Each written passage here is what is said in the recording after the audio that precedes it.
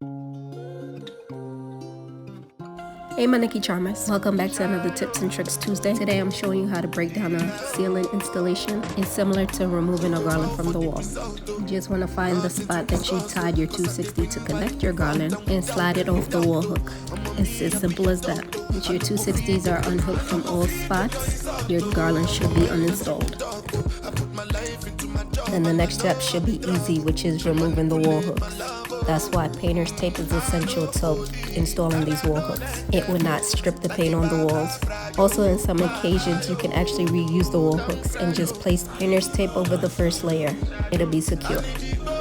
And this is what my balloon installation looks like after a month later. Subscribe to my channel to see how I repurpose this garland. I hope this video is very informative. Like and follow for more tips and tricks. And tell me what you think in the comments. Until next time, be blessed, guys. Mwah.